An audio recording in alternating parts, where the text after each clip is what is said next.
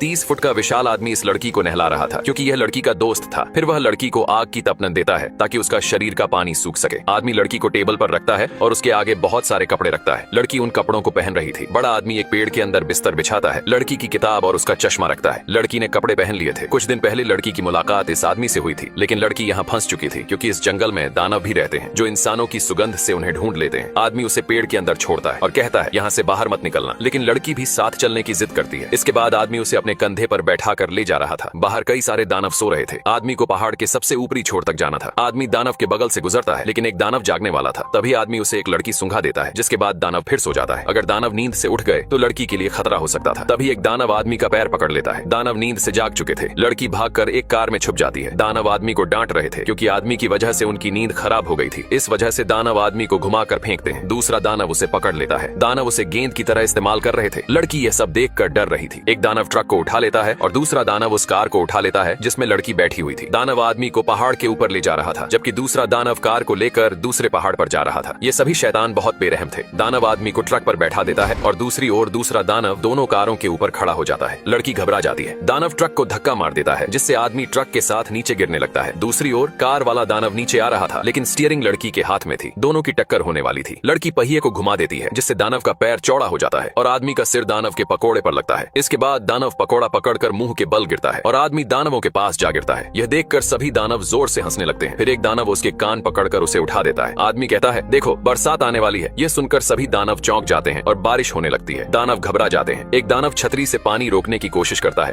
तो दूसरा पौधे का सहारा लेता है, लेकिन पौधे को बिजली लग जाती है। सभी दानव बारिश के डर से चट्टान के नीचे छिप जाते हैं। 30 फुट का आदमी 4 फुट की लड़की को अपने बैग में छुपा लेता है, लेकिन दानवों को वह कपड़ा मिल गया था जिस पर लड़की सोया करती थी। उन्हें समझ आ गया था कि उस आदमी के साथ कोई इंसान जरूर है। आदमी लड़की को कंधे पर बैठा कर ले जा रहा था और उसे बता रहा था कि यहाँ जो दानव रहते हैं वे इंसानों को बड़े ही शौक से खाते हैं। मजबूरी में उसे भी उनके बीच रहना पड़ रहा है। आदमी लड़की को पहाड़ की सबसे ऊंचाई पर लेकर आया, जहाँ एक बहुत विशाल पेड़ था। उसने लड़की से कहा, यह सपनों की दुनिया है, इसके बारे में कोई दानव नहीं जानता। इस आदमी को सभी जीवों, जानवरों और पक्षियों की भाषा समझ में आती थी, यहाँ तक कि वह चींटियों की आवाज भी सुन सकता था। ये बात सुनकर लड़की बहुत खुश हो गई। इसके बाद लड़की ने देखा कि उसके सामने एक पेड़ खड़ा था जिसकी परछाई नीचे पानी में दिख रही थी। उस पेड़ पर बहुत सारी रोशनी चमक रही थी और इसका मतलब था कि इसके नीचे भी एक अलग सपनों की दुनिया थी। बड़ा आदमी भागकर पानी में कूद गया और नीचे की दुनिया में चला गया। लड़की यह देखकर हैरान रह गई। आदमी ने उसे भी पानी में कूदने को कहा। लड़की ने हिम्मत करके पानी में छलांग लगाई और वह भी दूसरी दुनिया में पहुंच गई। आदमी ने उसे सीधा खड़ा किया। सच में ये रंगीन दुनिया किसी स्वर्ग से कम नहीं थी। यहाँ के पत्तों से कुछ रोशनी टपक रही थी जो एक तरह की जड़ी बूटी जैसी लग रही थी। ये 30 फुट का आदमी रोशनी को पकड़ने की कोशिश कर रहा था, लेकिन रोशनी को पकड़ना इतना आसान भी नहीं था, जिस वजह से आदमी मुंह के बल गिर जाता है। रोशनी लड़की के पास आती है। लंबा आदमी उसे अपने हाथों में कैद कर लेता है। ये रोशनी कोई आम रोशनी नहीं थी, इनमें कई खूबियां थी। आदमी रोशनी को लड़की के हाथ में देता है। लड़की बहुत खुश होती है। इस रोशनी की भाषा आदमी सुन और समझ सकता था। एक कांच के जार में रोशनी को कैद कर लेता है। लड़की रोशनी को ध्यान से देख रही थी और रोशनी एक चेहरा बना रही थी। ये चेहरा इसी लड़की का था। लड़की ये नजारा देखकर हैरान थी। ये पूरी जगह किसी स्वर्ग से कम नहीं थी। लड़की रोशनी को पकड़ रही थी। थोड़ी देर बाद आदमी लड़की को दूसरी दुनिया से बाहर निकाल लेता है। दोनों घर की तरफ निकल पड़ते हैं। आदमी ने बहुत सारी रोशनियों को अपने घर में कैद कर रखा था। तभी आदमी लड़की को छुपने को कहता है क्योंकि यहाँ इंसान खाने वाले दानव आ गए थे। आदमी लड़की को उठाकर पेड़ के अंदर रख देता है। सारे दानव घर में घुस जाते हैं और पूछते हैं, कहाँ छुपा रखा है इंसान को। दानव उसी कपड़े को दिखाता है जिस पर लड़की सोया करती थी। फिर कपड़ा सभी दानवों को सूंघाता है ताकि उस सुगंध से उस लड़की को ढूंढ सके। सभी दानव लड़की को ढूंढने लगते हैं और कांच को तोड़ने लगते हैं, जिससे सभी रोशनी बाहर निकल जाती है। आदमी दानवों से कहता है, कांच को मत तोड़।